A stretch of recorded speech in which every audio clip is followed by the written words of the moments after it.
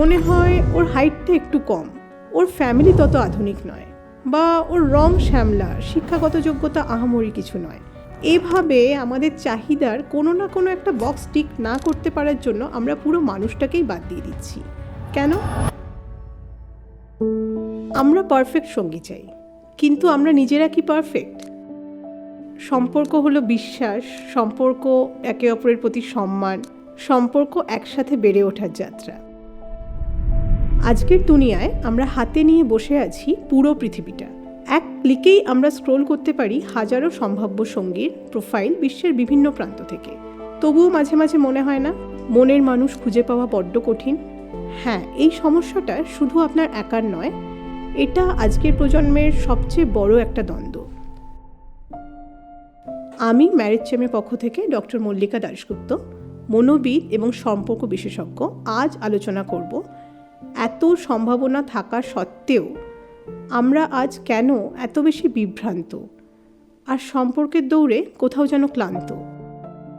আপনি বিবাহ করতে আগ্রহী, হয়তোবা ম্যারেজ চেমের প্রোফাইলও খুলেছেন, রোজ রোজ স্ক্রোল করছেন সম্ভাব্য সঙ্গীদের প্রোফাইল, কিন্তু কোনোটাই ঠিক মনে হচ্ছে না। মনে হয় ওর হাইটটা একটু কম, ওর ফ্যামিলি তত আধুনিক নয়, বা ওর রং শ্যামলা, শিক্ষাগত যোগ্যতা আহামরি কিছু নয়। এভাবে আমাদের চাহিদার কোনো না কোনো একটা বক্স টিক না করতে পারার জন্য আমরা পুরো মানুষটাকেই বাদ দিয়ে দিচ্ছি। কেন? কারণ আজকাল আমরা সঙ্গী খুঁজছি না, আমরা খুঁজছি একটা পারফেক্ট ব্র্যান্ড।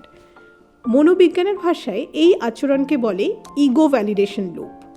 মানে আমি এমন মানুষ চাই যে আমাকে এবং আমার পার্শ্ববর্তী সবাইকে দেখিয়ে দেবে যে আমার মার্কেট ভ্যালু কতখানি। এটা একটা অবচেতন ইগো বুস্ট। আমরা ভালোবাসা খুঁজি না, আমরা প্রমাণ খুঁজি যে আমি কতটা ডিজার্ভ করি।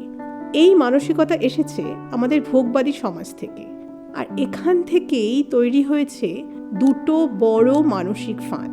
প্রথম ফাঁদ অতিরিক্ত প্রত্যাশা। আমরা ভাবি আমাদের পার্টনারকে হতে হবে সুন্দর, সুশিক্ষিত, রোম্যান্টিক, আধ্যাত্মিক, কেরিয়ারমুখী, সব কিছু একসাথে। কিন্তু বাস্তবে কেউই তো 10-এ 10 হয় না। দ্বিতীয় ফাঁদ হলো প্যারাডক্স অফ চয়েস। মনোবিজ্ঞানী ব্যারি সোয়ার্টস বলেছেন, যখন বিকল্প বাড়ে সিদ্ধান্ত নেওয়ার ক্ষমতা কমে যায়। ম্যাট্রিমোনিয়ালে ঠিক এটাই ঘটে। আপনার মস্তিষ্ক 3টি বৈজ্ঞানিক ধাপে আটকে যায়। প্রথমটা হলো কগনিটিভ ওভারলোড। অনেক তথ্য, এত প্রোফাইল এবং সব খুঁটিনাটি একসাথে আপনার সামনে পরিবেশিত। মস্তিষ্ক ক্লান্ত হয়ে যায়, ভুল সিদ্ধান্ত নিয়ে ফেলি বা সিদ্ধান্তই নিতে পারি না। দ্বিতীয়টি হলো ম্যাক্সিমাইজার্স অ্যাংজাইটি, মানে আরও ভালো কেউ কি আছে। তৃতীয় হলো অ্যান্টিসিপেটরি রিগ্রেট, আমি ভুল লোককে বেছে নিচ্ছি না তো। এই ভবিষ্যৎ ভয়ের কারণে মানুষ কমিটমেন্টে ঢুকতে চায় না। যত বিকল্প বাড়ে তত সিদ্ধান্ত নেওয়া কঠিন হয়ে যায়, আর ধীরে ধীরে আমরা চুজি না থেকে কনফিউজড হয়ে যাই।